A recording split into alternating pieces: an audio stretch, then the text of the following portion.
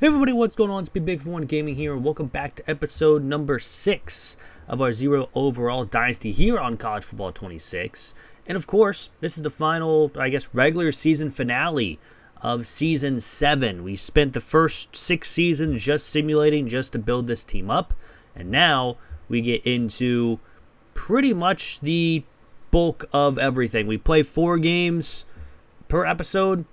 We have a little highlight package, and then we move on into the off season. But next episode will include the final game, and then, conference championship and bowl week, and then we get into the off season. But here we are in game number 7, and we get an easy touchdown. Or is this game 8? This is game 9. No, this is game 9 because it's 9 through 12.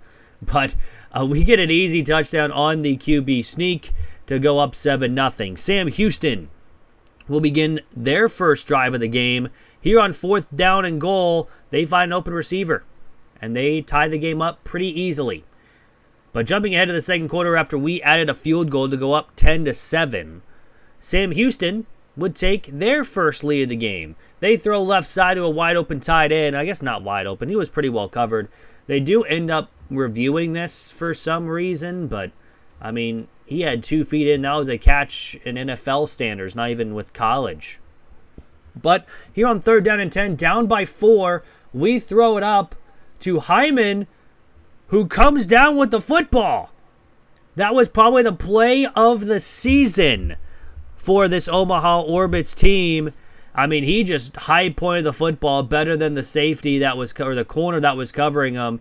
And I don't know how in the world that it didn't get intercepted, because if you look at this, I mean, he almost comes down with it. It was just a little bit over him, and Hyman makes the play.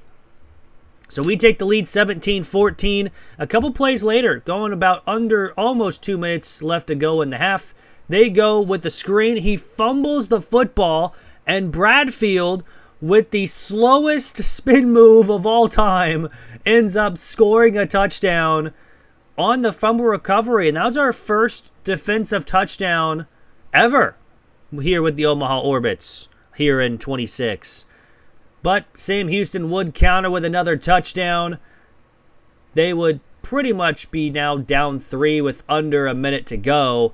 We would add a couple more field goals to go up 9 here in the third quarter.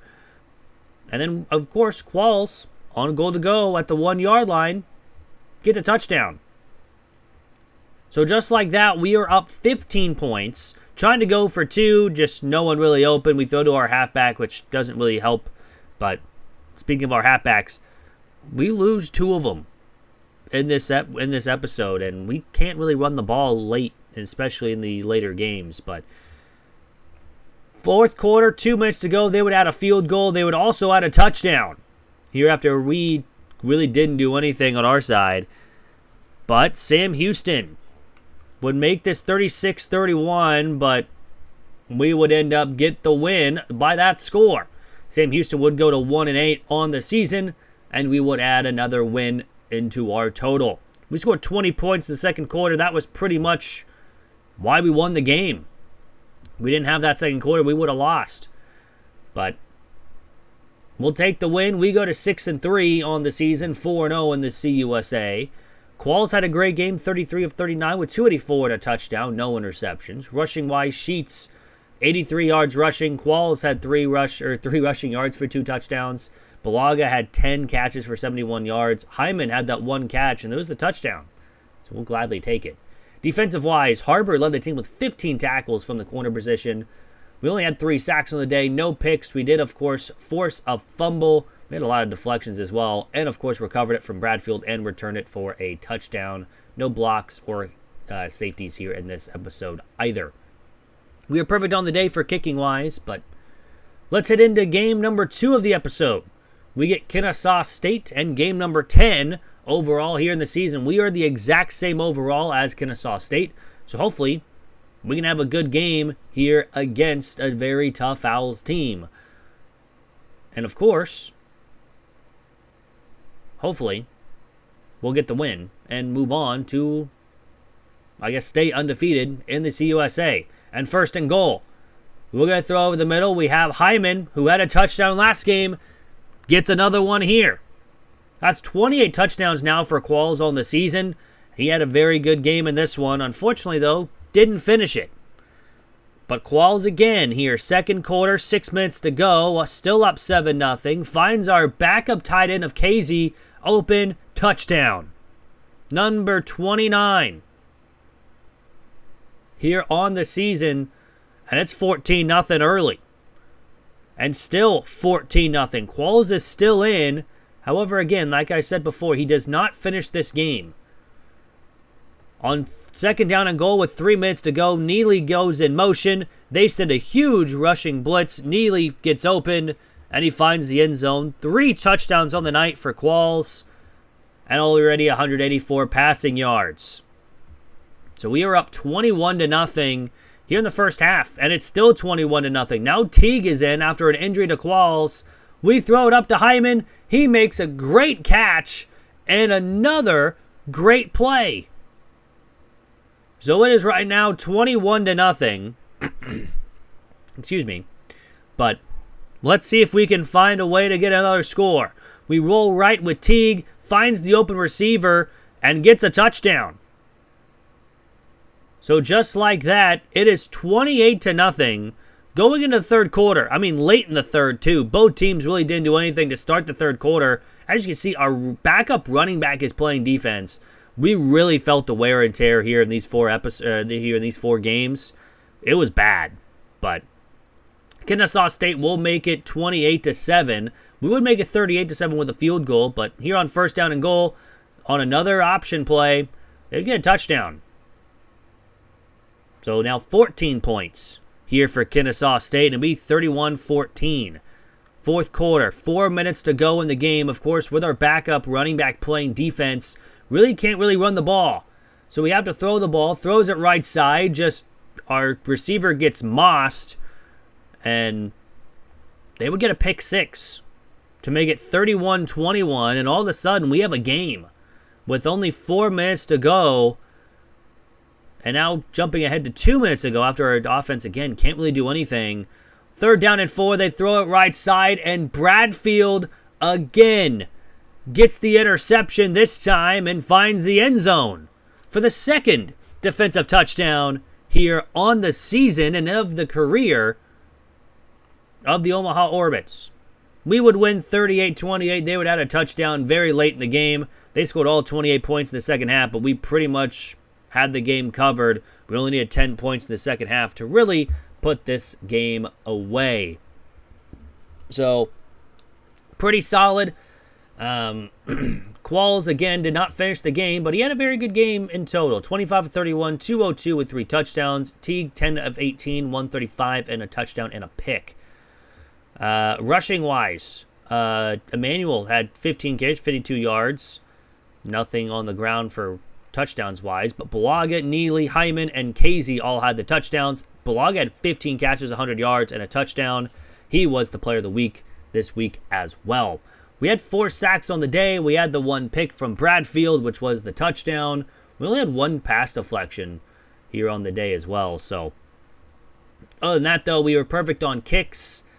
And that is about it for Game 2. Heading to Game number 3, which we're still 6-0 in the CUSA, facing Jacksonville State. And I'm going to rock our road alternates here for this one, which is the all-whites with the red helmet. Might as well, right? And let's see if we can get another win. But Jacksonville State starts with the football, finds an open receiver, gets it to him, and he just barrels in for a touchdown. And that was pretty much our night here against Jacksonville State. We did not play well in this one. Teague, of course, was the starting quarterback because Qualls was hurt. Neely was the attentive receiver, and then, of course, he just breaks a tackle and goes all the way for a touchdown. And it was 14-0 early here for Jacksonville State. We would finally put up a touchdown. Qualls would come back in after Teague threw that pick, but he would find the end zone, and it's 14-7. So, jumping ahead to the second quarter, again, finds an open receiver. That was pretty much, again, our night here against Jacksonville State. It was not a great game from us. It was pretty much a Jacksonville State highlight. 30-7 win for Jacksonville State. We decided to jump ahead. We only scored that one touchdown in the first quarter. We didn't do anything else the entire game. I mean, it was bad. And I mean, when I tell you it was bad, our third string quarterback came in to throw. He also threw a pick. So it was not a great game overall. We couldn't run the ball because our running backs were hurt the entire game. Our backup, or our Sam linebacker, got carries in this one, which that's how terrible we are. So unfortunately, nothing really to write home about on defense, too. We only had the 2 sacks, no picks. We had 4 deflections. We did force a fumble and recovered 2 of them, which math ain't mathing there. I don't know what happened there, but let's head to week number 4 in our final, I guess not week 4, but our final game, or I guess game 4 of the episode, where we will rock our home alternates here in this one, which is the all blues with the powder blue helmet. But we are going to be facing Western Kentucky, and of course they start off with an open receiver, and he just doesn't even care that the corner was literally tangled up in his feet, and they get score a touchdown to take the lead 7-0 here early in this one. But our next drive, we actually did run the ball a little bit here. Emmanuel with his first rushing touchdown in a very long time, because they mostly got stolen just because they're at the 1-yard line half the time. So anyways, it's 7-7. Jumping ahead here, still first quarter, first and goal here from the 7-yard line. And Qualls finds the open receiver of Bulaga, and he finds the end zone. So we take a 14-7 lead here in the first quarter. Second quarter, though, Western Kentucky would not go away. They would find the end zone again and tie it up 14-all. But as you guys know, or if you guys are new, I don't show special teams very much in any of the series. Well, besides unless it's in the middle of the game. But we will show it right here because the first kickoff return for a touchdown in Omaha Orbit's history happens here on week 12. I guess not really week 12, but game number 12. And we go up 21-14 because of that. 96 yards and a 7-point lead. Unfortunately, it does not stay like that. He does overthrow his receiver on that play, but still it's third down and goal. We have to find a way to get a stop here if we can. It'd be good to get a stop. But third and goal, he rolls right, finds an open receiver, and unfortunately he couldn't make the play on the ball. And Western Kentucky ties it 24-24. Third down and 6. Of course, again, with both our running backs hurt, we can't really run the football. There was a flag on the play, but it was holding.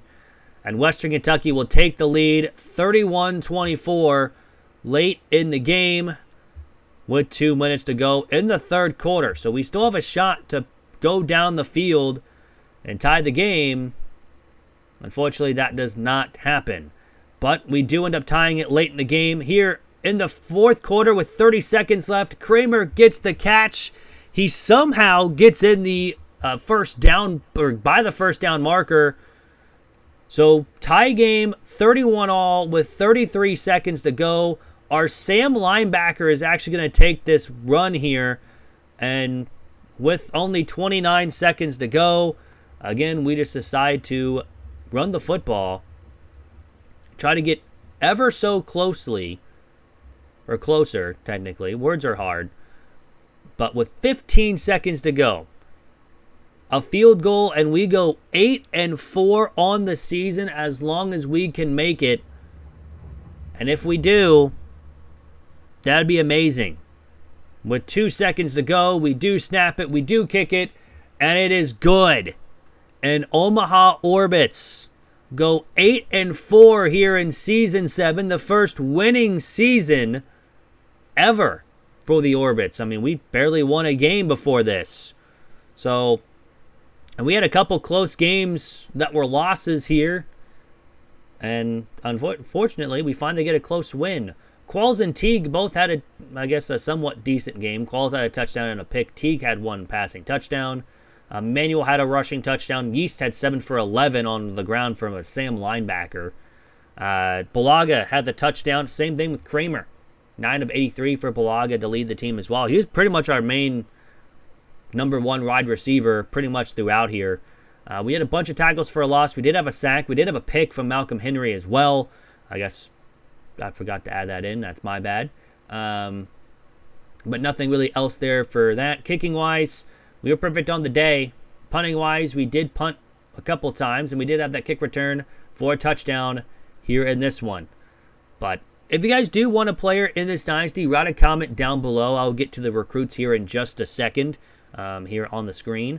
And I think we're going to be doing it after we show the conference standings, because we will be making the conference title game.